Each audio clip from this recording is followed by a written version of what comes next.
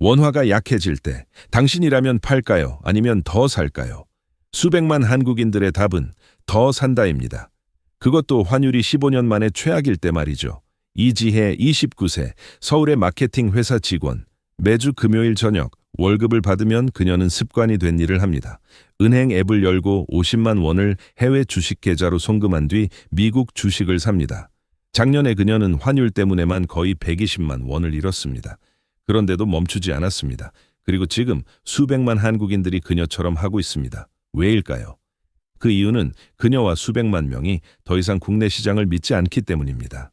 2024년 11월 원화가 2008년 금융위기 이후 최저치로 떨어졌을 때 한국 개인 투자자들은 물러서지 않았습니다. 그들은 가속 페달을 밟았습니다. 미국 주식 매수 총액을 사상 최고치인 1,083억 달러로 끌어올렸습니다. 이건 단순한 통계 숫자가 아닙니다. 이건 훨씬 더 큰 무언가의 신호입니다. 옛 꿈을 포기하는 세대, 버려지고 있는 국내 시장, 그리고 아시아 전체를 뒤흔들 수 있는 물결의 시작. 무슨 일이 벌어지고 있는지 이해하려면 이 숫자들을 봐야 합니다.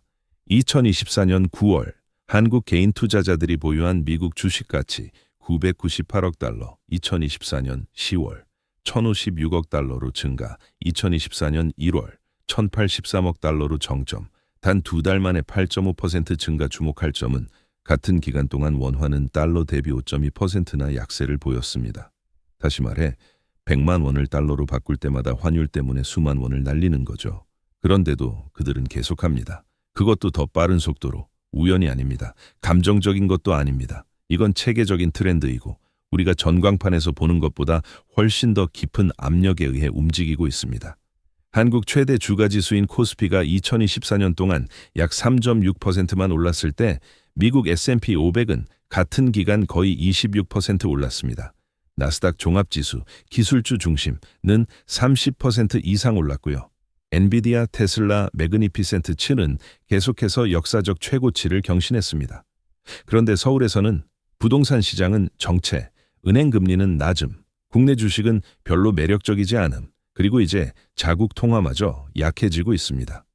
삼성, 현대, SK 하이닉스 같은 세계 최고의 수출 대기업들, 이 왜 미국 경쟁사들보다 훨씬 낮게 평가받는지 아시나요? 이게 바로 애널리스트들이 코리아 디스카운트라고 부르는 현상입니다. 한국 주식시장이 글로벌 평균보다 항상 30에서 40% 낮게 평가받는 현상. 기업이 효율적으로 운영되는데도 말이죠. 이유, 약한 기업 지배구조, 낮은 주주 권리 우선순위, 그리고 특히 북한으로부터의 지정학적 리스크, 모든 투자 결정에 드리워진 그림자처럼 항상 존재하는 요소. 한국거래소 데이터를 보면 코스피 평균 PER은 10에서 11 정도, S&P 500은 20에서 22 사이입니다. 근데 수익률은 하늘과 땅 차이죠. 엔비디아는 1년에 200% 올라요. 삼성은 거의 제자리 걸음입니다. 국내 시장이 수익을 만들어내지 못하면 투자자들은 다른 곳을 찾습니다. 그리고 그들은 찾았습니다. 미국을. 이게 가장 흥미로운 역설입니다. 이론적으로는 원화가 약해지면 달러 전환 비용이 올라가고 사람들이 해외 자산 매수를 멈춰야 합니다. 근데 현실은 정반대, 더 많이 삽니다. 왜요? 원화가 약해지면 한국 사람들은 더 약해질 거라고 걱정하기 시작하기 때문입니다. 원화 자산의 가치가 침식될 거라고 두려워하는 거죠. 그들은 빠져나가고 싶어 합니다. 달러 자산을 갖고 싶어 합니다. 더 강하고 더 안전하고 세계 최대 경제와 연결된 통화를요. 금융업에 종사하는 41세 여성이 이렇게 말했습니다. 오늘 환율이 얼마인지는 관심 없어요. 10년 후 내 자산 가치에 관심 있죠. 그리고 저는 달러를 믿어요. 원화는 아니고요. 한국 최대 증권사 중 하나인 미래에셋 증권 데이터에 따르면 해외 주식거래 계좌 신규 개설이 2024년 4분기에 전년 동기 대비 23% 증가했습니다. 대부분이 미국 주식 매수용입니다. 이건 단순한 투자가 아닙니다. 이건 심리적 방어 행동입니다. 지난 30년 동안 한국 중산층의 꿈은 뭐였을까요? 서울에 아파트 한 채 사는 것, 그게 성공, 안정, 미래의 상징이었죠. 근데 그 꿈이 깨지고 있습니다.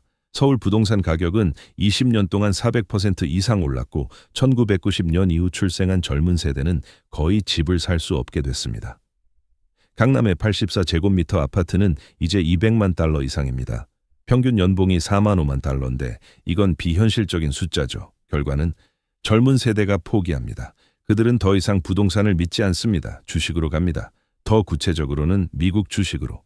KB금융그룹 연구에 따르면 20대, 30대 투자자 그룹 중 62% 이상이 해외 주식 거래 계좌를 갖고 있습니다. 40대, 50대 그룹은 38%뿐이고요. 이건 선택이 아닙니다. 이건 오래된 꿈을 버리고 새로운 꿈을 찾는 것입니다. 이 세 가지 원인, 낮은 밸류에이션, 방어적 심리, 그리고 부동산 꿈의 붕괴, 은 단순한 이론이 아닙니다. 이건 매일 수백만 명의 작은 결정 속에서 현실이 되고 있습니다. 그럼 실제로는 어떤 모습일까요? 강남 홍대 종로 인근 사무실 카페에서 투자에 관한 대화는 더 이상 나이 든 형님들의 전유물이 아닙니다. 이제 20대, 30대 친구들이 커피를 마시며 매그7, 미국 최대 기술주 7월께 장기 투자 전략 자산 배분에 대해 이야기합니다. 텔레그램과 카카오톡 투자 단톡방에는 수만 명의 회원이 있습니다. 매시간 메시지가 쏟아집니다. 사람들은 계좌 스크린샷을 공유하고 주식에 대한 의견을 묻고 시장이 떨어지는 날 서로를 격려합니다. 퍼지고 있는 용어가 있습니다. 소소한 투자, 작지만 꾸준한 투자, 빨리 부자 되는 전략이 아닙니다. 이건 가난해지지 않는 전략입니다. 미래에셋, KB증권, NH투자증권 같은 증권사들은 모두 같은 트렌드를 보고합니다. 2024년 해외 거래 계좌 신규 개설이 20에서 25% 증가, 그중 60% 이상이 40세 이하 투자자입니다. 그리고 그들이 투자하는 돈의 대부분은 개별 주식이 아니라 인덱스 펀드와 ETF, 수동적이고 장기적인 투자 도구입니다. 이건 더 이상 산발적 현상이 아닙니다. 이건 새로운 문화입니다. 이런 이미지들, 매달 꾸준히 돈을 송금하는 29세 여성부터 수백만 젊은이들이 똑같이 하는 것까지 한 가지를 보여줍니다. 옛 시스템이 더 이상 믿을 수 없을 때 사람들은 스스로 새 시스템을 찾습니다. 그리고 수백만 명이 이렇게 행동할 때 결과는 개인 계좌에만 머무르지 않습니다. 그건 전체 시스템으로 퍼져나갑니다. 환율이 1,400원 달러일 때 미국 주식을 사고 원화가 1,250원 달러로 회복되면 주가가 그대로여도 원화로 환산하면 10.7% 손실입니다. 이게 환율 리스크입니다. 많은 한국 개인 투자자들이 완전히 이해하지 못하는 것. 그들은 테슬라 50% 상승만 보지만 원화가 강세를 보이면 실제 수익이 35%만 남을 수도 있다는 걸 계산하지 않습니다. 하나금융그룹 설문조사에 따르면 단 29%의 개인 투자자만이 해외 투자 시 환율 리스크를 완전히 이해하고 있습니다. 이건 개인적이고 침묵하는, 아무도 경고하지 않는 손실입니다. 하지만 수백만 명이 동시에 이 리스크를 안고 있을 때 그건 여기서 멈추지 않습니다. 수십억 달러가 해외로 빠져나가면 국내 증시는 유동성이 부족해집니다. 상장 기업들은 자금 조달이 어려워지고요.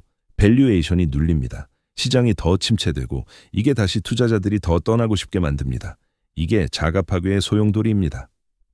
2024년 동안 코스피에서 개인 투자자 순매수는 마이너스 18.7조 원, 즉 8기가 사기보다 많았다는 거죠. 외국인과 기관도 강하게 사들이지 않았고요. 결과 코스피 성장은 약하고 지역 평균 이하입니다. 삼성, 현대, LG, 글로벌 기업들, 이 이류 기업처럼 평가받습니다. 이게 다시 코리아 디스카운트를 강화하고 악순환이 계속됩니다. 이건 더 이상 투자자들만의 문제가 아닙니다. 이건 경제 전체의 문제입니다. 원화가 너무 약해지면 한국은행 BOK은 외환 보유액을 팔아 환율을 지탱해야 합니다. 2024년 11월 BOK는 여러 번 개입했습니다. 수십억 달러를 팔아 원화가 너무 깊이 떨어지지 않게 막았습니다. 근데 개입에는 한계가 있습니다. 한국의 외환 보유액은 2024년 말 기준 약 4,200억 달러입니다. 많아 보이지만 개인 자본이 매달 80에서 100억 달러 속도로 계속 빠져나간다면 단 3에서 4년 안에 이 압력은 지속 불가능해질 수 있습니다. 게다가 정부는 이제 어려운 선택 앞에 서 있습니다. 자본 통제. 하지만 이건 큰 논란을 일으킬 겁니다. 한국은 자유롭고 개방된 경제를 자랑하니까요. 통제를 가하면 한국에 대한 국제적 신뢰가 흔들립니다. 안 하면 원화는 계속 약해질 수 있습니다. 이건 통화 위기의 전조입니다. 하지만 문제는 한국에서 멈추지 않습니다. 이 트렌드가 다른 아시아 국가들, 대만, 태국, 인도네시아로 퍼진다면 전체 지역이 군집 행동 스타일의 자본 유출에 직면하게 됩니다. 이 나라들의 개인 투자자들도 똑같은 이야기를 보고 있습니다. 약한 국내 시장, 강한 미국 시장, 불안정한 자국 통화. 역사는 자본이 동시에 아시아를 떠날 때 무슨 일이 일어나는지 보여줬습니다. 1997년 아시아 금융위기. 그때 붕괴는 태국에서 시작해서 인도네시아, 한국으로 퍼졌고 거의 전체 지역을 무너뜨릴 뻔했습니다. 이번엔 상황이 다릅니다. 하지만 심리적 메커니즘은 같습니다. 신뢰 상실, 자본 철수, 유동성 위기, 붕괴. 그리고 그게 일어난다면 이건 한국만의 문제가 아닙니다. 이건 글로벌 충격이 될 겁니다. 이지혜로 돌아가 봅시다. 그녀는 여전히 컴퓨터 화면 앞에 앉아 있습니다. 또 다른 금요일 밤 10시. 미국 주식 계좌는 올해 18%를 보여줍니다. 하지만 그녀는 원화로 환산하면 실제 수익이 약 12%밖에 안 된다는 걸 압니다. 그녀는 그걸 알고 있습니다. 그런데도 팔지 않습니다. 왜냐하면 그녀에게, 그리고 그녀 같은 수백만 명에게 이건 미래를 재정의하는 방법이기 때문입니다. 하지만 만약 당신이 이지혜거나 그녀 같은 수백만 명 중 한 명이라면 이걸 기억하세요. 화면의 초록색 숫자만 보지 마세요.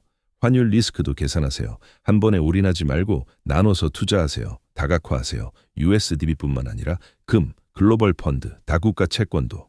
그리고 가장 중요한 건 당신의 정지점을 아세요. 언제 익절할지, 언제 손절할지, 언제 밖에서 관망할지. 왜냐하면 이렇게 변동성 있는 세상에서 승자는 가장 용감한 사람이 아니기 때문입니다. 가장 잘 준비된 사람이죠. 그리고 수백만 명이 그렇게 행동할 때 전략이 있고 계획이 있고 맹목적이지 않을 때 시장이 어떻게 변동하든 그들은 살아남을 수 있습니다. 그리고 이길 수도 있습니다. 그럼 이 투자자들에게, 한국 시장에게, 아시아 지역에게 다음엔 무슨 일이 일어날까요? 아무도 확신할 수 없습니다. 하지만 역사적 데이터와 현재 트렌드를 바탕으로 세 가지 시나리오가 가능합니다.